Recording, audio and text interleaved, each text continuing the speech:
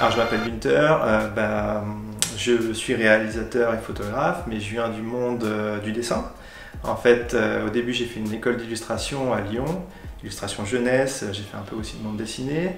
Je suis passé aussi un petit peu dans le monde du jeu vidéo, j'ai fait des illustrations de décors de jeux vidéo pour des jeux comme Alone in the Dark.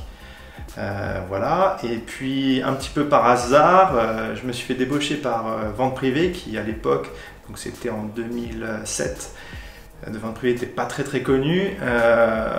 Ils sont venus me débaucher et puis je pensais qu'ils me donneraient un test, parce qu'il fallait passer un test pour rentrer à l'époque. Je pensais qu'ils allaient me donner le test de graphiste et sur un coup de la vie, et ils se sont un peu trompés de test et ils m'ont donné le test de motion design. Et je me suis pas démonté et j'ai un peu appris sur des sites internet, des tutos qu'il y avait à l'époque, il n'y en avait pas énormément. Et j'ai réussi le test, j'ai passé le test et puis les entretiens, et puis j'ai pas regretté puisque j'ai passé pas loin de 4 ans là-bas chez Vente Privée où j'ai fait beaucoup de motion design, et c'est là-bas aussi que j'ai appris du coup un peu les métiers de la photo et un peu plus de la réalisation, puisque on s'est mis à faire des projets de plus en plus ambitieux. Voilà, après j'ai fait 1 an en agence de com chez Cara Isobar. Et puis en parallèle je faisais toujours des missions en freelance, donc au début de motion design, puis après on m'a demandé de plus en plus de faire des vidéos, donc tout naturellement je suis devenu freelance à plein temps, et voilà comment j'ai commencé mon métier de réalisateur et photographe. Alors mon univers, je pense qu'il est basé vraiment sur l'humain, sur les émotions. C'est ce que j'aime montrer à l'image, c'est vraiment l'émotion entre plusieurs personnages. Je pense que c'est vraiment la base.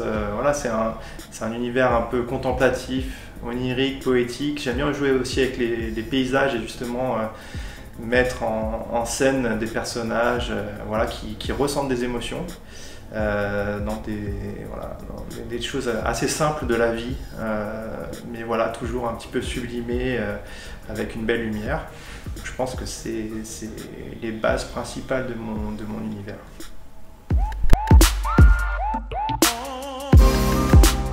Alors un réalisateur, je pense qu'il y a autant de compétences que de réal en fait, parce que chaque réalisateur est différent et a sa manière un petit peu différente d'appréhender son travail.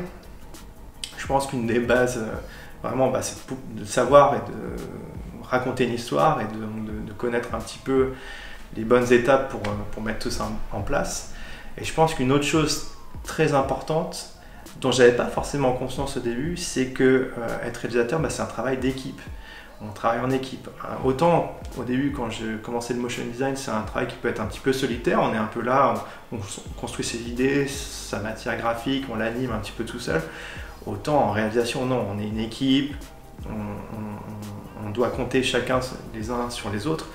Donc le réalisateur, c'est un peu le chef d'orchestre, et donc c'est très important qu'il puisse être très compréhensible. C'est très important qu'il puisse être bien compris de toutes ces équipes pour pouvoir dire à tout le monde voilà, on veut tous aller, voilà, pour que tout le monde aille dans le même sens et qu'on raconte la même histoire, que tout le monde ait bien compris là où on veut aller. C'est vraiment un chef d'orchestre. Donc ça, c'est une des qualités fondamentales. Alors les thèmes que j'aime aborder dans mon travail, déjà il y a le thème du voyage, puisque c'est un petit peu comme ça que j'ai commencé, en faisant des vidéos de voyage un petit peu aux 4 coins du monde, quand j'avais la chance de partir en vacances et de faire des films un petit peu comme ça pour moi, qui ont été vraiment très appréciés sur Vimeo, et donc c'est ça qui m'a poussé à continuer. Donc le thème du voyage et des gens un petit peu dans leur élément aux 4 coins du monde, ça c'est quelque chose c'est un thème qui me plaît vraiment beaucoup. Et puis plus récemment, comme je viens d'être papa, il y a aussi le thème un peu de l'enfance, qui compte de plus en plus pour moi, qui m'intéresse de plus en plus. C'est pour ça que j'ai aussi pas mal bossé l'année dernière avec Disneyland Paris. On a fait pas mal de petits films et on a mis en scène des enfants, l'univers un petit peu magique. Voilà, la pureté et l'innocence de l'enfance me plaît aussi beaucoup parce que tout est merveilleux. Voilà, c'est un petit peu ces grands thèmes. Et puis il y a toujours aussi les émotions, entre la poésie qui peut se passer dans des émotions entre des personnages, tout ça, c'est des thèmes qui me sont chers.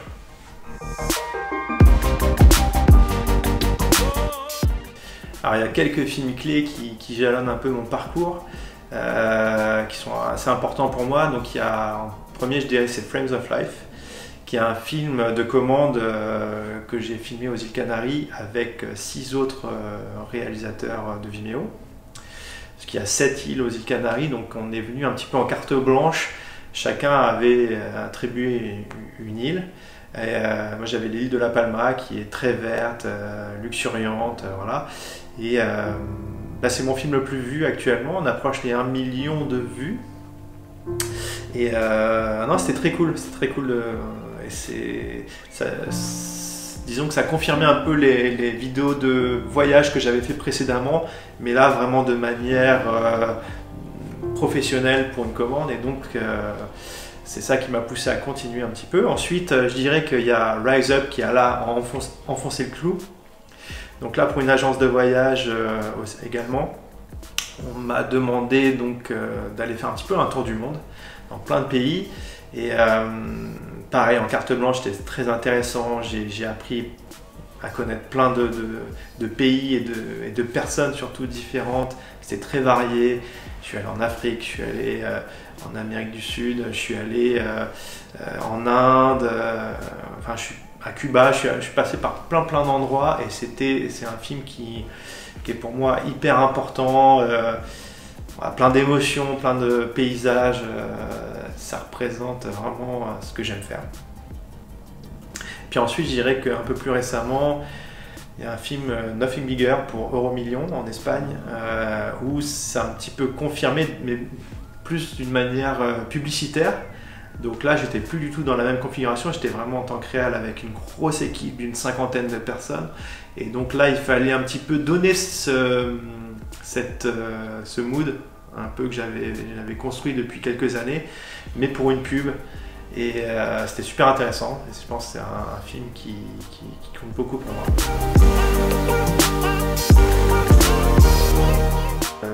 Comme je suis autodidacte pour tout ce que je fais, j'ai dû apprendre aussi un petit peu cette nouvelle manière de commencer un projet en tant que réalisateur, qui est très différent, par exemple, de graphiste, de motion designer, de photographe. On reçoit un brief d'une boîte de production qui bosse pour une agence, et l'agence bosse elle-même pour un client. Donc généralement on reçoit une idée d'un film, en tout cas ça part sur une idée que l'agence a créée et que la boîte de prod avec le réal va développer. En fait, l'idée c'est vraiment de partir sur cette base très simple, sur un pitch, et de créer tout ce qui va autour, et de vraiment créer une note d'intention qui va donner la vision du réalisateur, et le réalisateur va amener tout son background, toute son expérience et toute sa vision pour amener le film vers quelque chose de beaucoup plus intéressant qui lui ressemble. Donc généralement, voilà, on crée une note d'intention qui fait plusieurs dizaines de pages pour vraiment expliquer les tenants et les aboutissants de cette histoire. On essaie de l'illustrer avec des images les plus marquantes possibles, voilà, les plus pertinentes. Et voilà, on essaie c'est une autre manière de raconter une histoire, en fait, mais en prenant, voilà, en créant vraiment un document voilà, qu'on va soumettre ensuite à nos clients, et ça va être une base de départ pour construire ensemble un film. C'est la réalité virtuelle, la VR. On en entend beaucoup parler, ça commence à arriver. Moi-même, j'ai pu travailler alors en tant que photographe sur un projet VR pour le château de Versailles avec une immersion dans le temps, au temps de Louis XIV, dans le château de Versailles. Donc on a dû reconstituer en 3D tout ce château, une ambiance, etc. Et en se basant sur des photos. Donc ça, c'est très intéressant. J'aimerais bien prochainement peut-être travailler sur un projet VR en tant que réalisateur parce que ça pose plein de problématiques nouvelles qu'on n'a pas forcément sur un film classique. Il y a plein de possibilités, il y a une interaction de la personne qui regarde et qui participe à cette expérience, donc c'est très intéressant, il y a plein d'ouvertures possibles. Et puis j'aimerais aussi confirmer un petit peu mes réalisations en publicité et télé. C'est un exercice que je trouve vraiment intéressant. Il faut condenser un petit peu toute une histoire en 20-30 secondes et c'est vraiment très très intéressant comme exercice. J'aimerais bien confirmer ça en 2018. Donc voilà, pour 2018, je pense que c'est ça l'objectif.